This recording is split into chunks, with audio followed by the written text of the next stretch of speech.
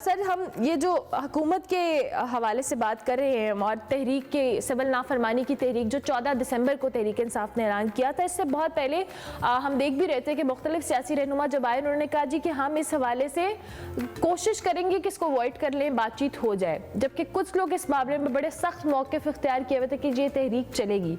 ये जो तहरीक इंसाफ के लिए क्या बेटर ऑप्शन है कि किस तरफ मामलात को लेके जाया जाए?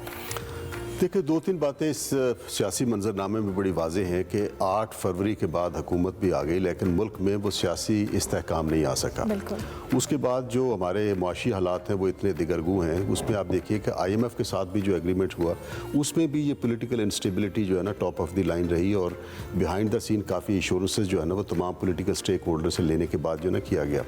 तो इस वक्त का जो मुआशी इस्तेहकाम भी है वो भी बड़ा, यूँ समझ लीजिए कि बड़ा ही एक नाजुक सा है, वो इतना पायदार है सच नहीं है। वो हुकूमत उसका क्रेडिट लेती है कि स्टॉक एक्सचेंज जो है वो आसमान को छू गई और सारी चीज़ें हो गई।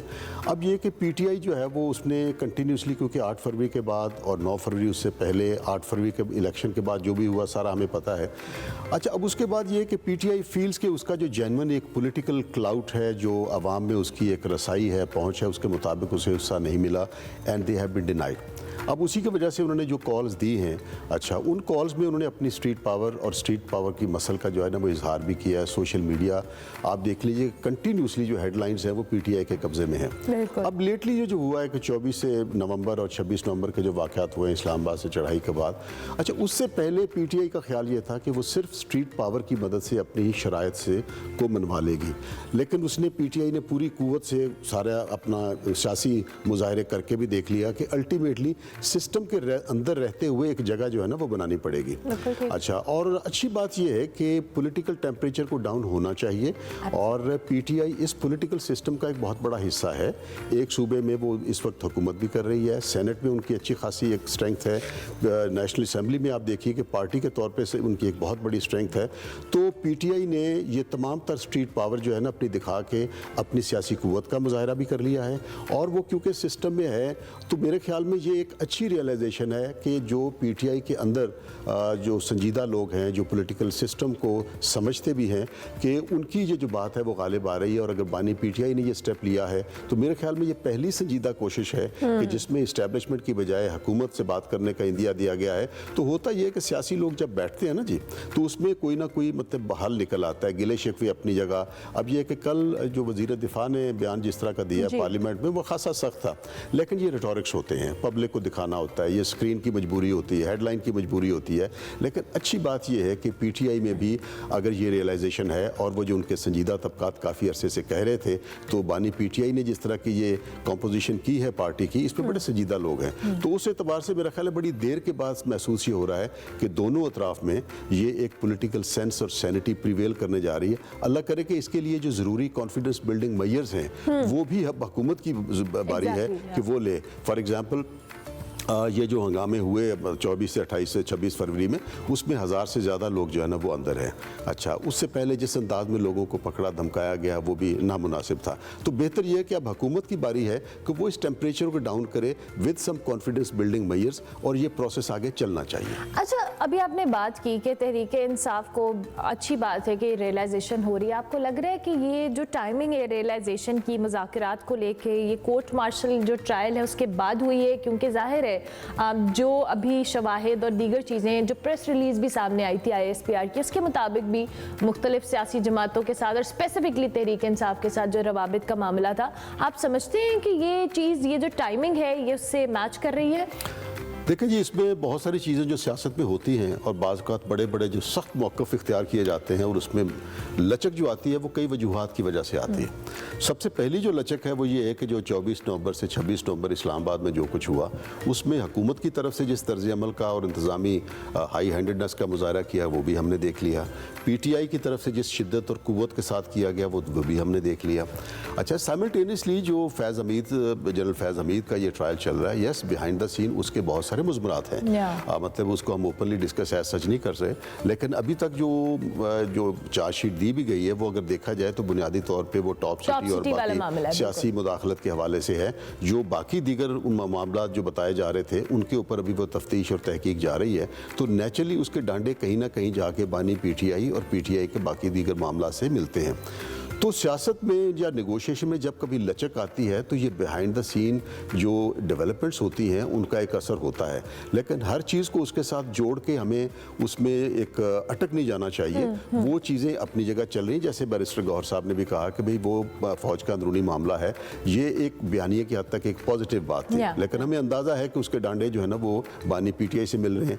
उसके बाद जिस तरह की वो इंडिकेट किया गया नून लीग की तरफ से कि जी ये जनरल फैज़ हमीद के जो मिलिट्री ट्रायल के बाद बानी पीटीआई का ट्रायल भी जो है ना वो होना ही होना है, तो लिहाजा वो भी एक पॉलिटिकल रेटरिक बिल्कुल एक्सट्रीम का है। तो आपकी बात बिल्कुल वजह है कि उसमें ये जो डेवलपमेंट्स होती है ना ये पार्ट प्ले करती हैं। अच्छा, इसको आप छोड़िए, इवन ये कि जो बहुत सारे जो मामला होते हैं, जो कुछ जंगें भी हो जाती हैं, कुछ मुल्कों के माबैन भी ऐसे हो जाता है, तो उसमें भी हमने देखा है कि मुज़ाकरात की टेबल पे आने से पहले फ्रीक अपने अपने मसल ज़रूर दिखाते हैं और कोशिश करते हैं कि वो अपना जो है वो अपनी जो स्ट्रेंथ है उसको एक हद तक आजमा ज़रूर लें। तो उस एतबार से नून लीग ने भी तमाम तर हाई हैंडेड करके देख लिया है कि जो पॉलिटिकल टेम्परेचर है वो भी नीचे नहीं आ रहा। अच्छा, पॉलिटिकल इंस्टेबिलिटी जो है ना वो अब हर्ट कर रही है, दोस्त ममालिक भी इस चीज़ को कह रहे हैं। तो लिहाजा पीटीआई बानी जो पीटीआई है उसने भी ये सारा कुछ करके देख लिया। तो लिहाजा दोनों तरफ से मेरे ख्याल में ये जो आप बात कर रही है बिहाइंड द सीन डेवलपमेंट का एक डेफिनेटली उस पर असर है, एक फैक्टर हो सकता है। जी फैक्टर बिल्कुल है उसमें। फिर बाकी बहुत सारे मुकदमात, एक चीज़ और भी है कि इस वक्त पीटीआई के ऊपर खासा एक प्रेशर है कि जिस अंदाज में वो 26 नवंबर को उन्हें वापस जाना पड़ा, तो 1000 से ज़्यादा लोग जो इस वक्त अंदर हैं जिनके ऊपर मुकदमात हैं, बहुत सारे लोगों का कहा जा रहा है जी कि उनका ट्रेस नहीं मिल रहा। तो पीटीआई के ऊपर बहुत बड़ा एक प्रेशर है कि जी आपने मोबिलाइज़ किया और आपके कहने पे लोग निकले, तो उनको बेयारो मददगार तो आप नहीं छोड़ सकते हैं। तो उस एतबार से मेरे ख्याल में ये है। लेकिन पीटीआई को एक बहुत बड़ी जो चैलेंज सामने आएगा ना वो ये है कि जो उसके अंदर से ये जो एक अपना डेवलपमेंट की कोशिश उन्होंने की है, लेकिन ये जो इस वक्त उनका एक सोशल मीडिया और ख़ास तौर पे जो डायस्पोरा और जो यूट्यूबर और जो बाकी जो ट्रेंड बनाने वाले लोग हैं ना, वो मेरा ख्याल है पीटीआई के लिए सबसे बड़ा चैलेंज होगा। अच्छा, आपने भी खुद भी बात की, मेरा अगला सवाल भी इससे रिलेटेड था कि तहरीक, आपने कहा कि हुकूमत को भी इस मामले में अब बहुत समझदारी से चीज़ों को टैकल करना पड़ेगा, लेकिन दूसरी जानिब वो तो अपनी जगह टैकल करेंगे, तहरीक इंसाफ को अपने इंटरनल मैटर्स को टैकल करना कितना ज़रूरी है? क्योंकि जिस तरह से हमने 24 नवंबर या 26 नवंबर की बात कर रहे हैं, सिचुएशन जिस तरह से हैंडल की गई उनके लीडरान की जानिब से, और जिस तरह से वहाँ पे क्लूलेस सपोर्टर्स उनके बैठे थे कि what they are supposed to do, they had no idea, और वो ऐसे बैठे हुए हैं, कोई चला गया है, कोई आ रहा है, कोई बात कर रहा है। इस सारी सिचुएशन में सपोर्टर, डू यू थिंक कि डीमोटिवेटेड भी होता है, उसको अंदाज़ा भी नहीं हो पा रहा होता, और उसके साथ साथ ये सारी चीज़ें जब खुलकर सामने आती हैं तो उससे एक इम्प्रेशन भी अच्छा नहीं जाता? देखिए, हमें इस जो आपका सवाल है बड़ा इंटरेस्टिंग है और बड़ा यूज़फुल है। अब इसको आप अपने आप को पीटीआई की पोजीशन पे रखें तो फिर इसको समझने की कोशिश करें। बात यह है कि पीटीआई में अनचैलेंज इमरान खान साहब जो हैं बानी पीटीआई, उनका एक मरकज़ी रोल है। Absolutely. अच्छा, उनकी कही हुई बात ही जो हरफ़े आखिर है तमाम के लिए। अब बात यह है कि वो जेल में हैं। अच्छा, उनके साथ मुलाकातों के ऊपर भी पाबंदी है, सिर्फ चंद लोग मिल सकते हैं। अच्छा, लम्हा बलम्हा कम्युनिकेशन का कोई ऐसा सूरत नहीं होती। तो जब इस तरह का स्ट्रीट पावर का मुजाहरा किया जाता है तो इतनी बड़ी पार्टी में उसमें यह है कि कम्युनिकेशन उस अंदाज में रेगुलर न होने की वजह से कन्फ्यूजन आई। अब हमने इसमें देखा कि जी वो बिहाइंड द सीन मुज़ाकरात करके संगजानी के बारे में फ़ैसला हो गया, लेकिन उस फैसले को बुशरा बीबी ने कहा कि नहीं जी मुझे खान साहब ने ये कहा है। अच्छा, तो अब उसमें यह है कि पॉलिटिकली अगर देखें तो पीटीआई में जो बानी पीटीआई की बहनें हैं वो रेगुलर मुलाकात करके आ रही हैं, वो भी प्रेस ब्रीफिंग कर रही हैं। अच्छा, बैरिस्टर गौहर या बाकी लोग जो मिल के जाते हैं वो भी आ रहे हैं। अच्छा, उसके बाद जो अली अमीन गंडापुर हैं उनकी भी। तो मेरे ख्याल में वो जो कम्युनिकेशन बैरियर था ना वो खला था, क्योंकि सूरत हाल वहाँ लम्हा लम्हा बदल रही थी।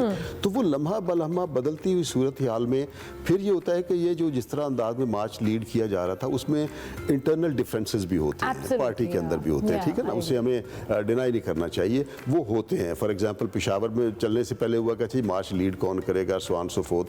तो लिहाजा वो जो इंटरनल थोड़ी सी टसल थी, जो कम्युनिकेशन बैरियर थे, उसकी वजह से ये चीज़ें ब्लो अप हुई और उसके बाद ये सारी चीज़ें जो है ना वो कल्मिनेट ऐसा हुई।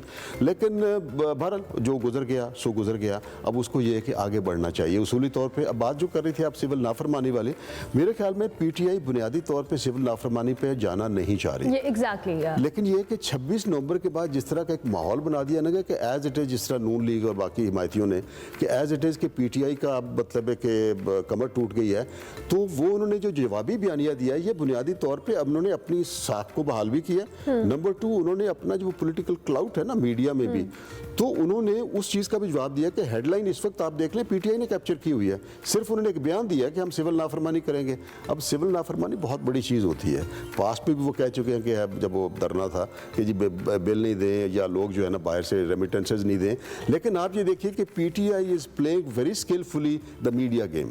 आप ये देख लीजिए कि 26 नवंबर के बाद और 26 नवंबर से पहले जो टोटल स्क्रीन टाइम था वो सारे का सारा पीटीआई पे था। इस वक्त हम भी आधा घंटा जो है ना वो पीटीआई पे बात कर रहे हैं, तो मैं I give all credit to the media team of the PTI कि इस खूबसूरती से उन्होंने हुकूमत क्या, पब्लिक क्या, मीडिया क्या, हर एक को जो है उसी हेडलाइन में कैप्चर किया हुआ है। इसमें हुकूमत को भी क्रेडिट देना पड़ेगा क्योंकि हुकूमत के हवाले से भी मैं कल भी ये बात करी थी, हमारे पास गेस्ट थे कि हम जब कोई हुकूमती वुज़रा को सुनते हैं, सीएम को सुनते हैं, प्राइम मिनिस्टर को सुनते हैं, प्रोडक्टिव डिस्कशन अपनी जगह, लेकिन बात बानी पीटीआई से शुरू होकर तहरीक इंसाफ पे खत्म होती है और वो स्क्रीन टाइम देने में हुकूमत का भी कहीं ना कहीं उतना ही रोल। मैं कहता हूँ जी हुकूमत का एक तो ये देखिए, पीटीआई ने तो पूरी कोशिश करनी है, ये तो उनकी एक स्ट्रेटजी होगी ना। Now if the government is playing by there ball तो इट मींस ये हुकूमत की खामी है। अब मैं हुकूमत की खामी में दो चीजें महसूस करता हूँ। पहली बात तो ये है कि उनके अंदर कहीं खौफ और डर है, उन्हें ये बहुत बड़ा खौफ और डर है कि इनको अगर हमने इजाज़त दी धरने की तो ये धरना बहुत बड़ा ना हो जाए, अगर ये इसकी लाइव कवरेज की मुजाहरे की इजाज़त दी तो पब्लिक बहुत ज़्यादा जमा ना हो जाए। अच्छा, और उनको खौफ ये भी है कि जिस तरह की स्ट्रीट पावर पीटीआई के पास है वो नून लीग और पीटीआई के पास उस तरह की स्ट्रीट पावर नहीं है। तो ये जो खौफ है वो खौफ उन्हें बैठने नहीं देता चैन से। जो ही वो उधर से बात होती है तो वो अपनी कॉन्स्टिट्यूंसी को इत्मीनान दिलाने के लिए और अपने आप को इत्मीनान दिलाने के लिए वो जवाबी वार के तौर पे उससे भी ज़्यादा ऊंची आवाज़ और घन गरज के साथ जो है ना वो आते हैं। नंबर 1। नंबर 2 ये है कि जो गवर्नेंस के एतबार से अगर देखें तो गवर्नेंस के एतबार से भी नून लीग और पीटीआई और जो बाकी हुकूमतें हैं उन्होंने बहुत ज़्यादा तीर शीर नहीं मारे हैं। अच्छा, उसकी वजह से ये है कि पब्लिक नाराज़ है उनसे, महंगाई बहुत ज़्यादा हो रही है। भाई अब आप कह रहे हैं कि जी हमें ये जो महंगाई है वो 10% से नीचे आ गई है, बड़ी मुबारक हो कौम को। वो जी मुबारक काहे की हो, 100 रुपए की चीज़ 250 रुपए की हो गई है। इसकी महंगाई बढ़ने की रफ्तार कम हुई है, वो 250 वाली चीज़ 100 की नहीं हुई है, तो लिहाजा मुबारक काहे की। अच्छा, इसी तरह ये देखें कि लाहौर में कम से कम गैस नहीं आ रही, गैस के चार्जेस आपने बढ़ाए हुए हैं। अच्छा, लोग बिजली के हाथों तंग हैं। इसके अलावा महंगाई, ट्रांसपोर्ट, जिस तरह भी देखें तो जो गवर्नेंस है, जो डिलीवरी ऑफ द गवर्नेंस है, गुड गवर्नेंस है, वो तो नून लीग से नहीं हो पा रही, ना पीटीआई से हो पा रही है। तो लोग जब इन सवालों के जवाब मांगते हैं तो फिर आसान हल होता है कि आपका एक जो पॉलिटिकल एनिमी है उस पर आप चढ़ दौड़ें। तो उसमें बजाय इसके कि आप अपनी गवर्नेंस के जवाब दें, उससे कहीं आसान है कि दूसरे को कोई तैयार ही नहीं है ना। गवर्नेंस की बात करते हैं तो वो माइंड करते हैं कि आप हम पे तनकीद क्यों कर रहे हैं। वो मैं गुजारिश कर रहा हूँ कि ये भी केयरफुली नून लीग की एक डिफ्लेक्टिंग पॉलिसी है।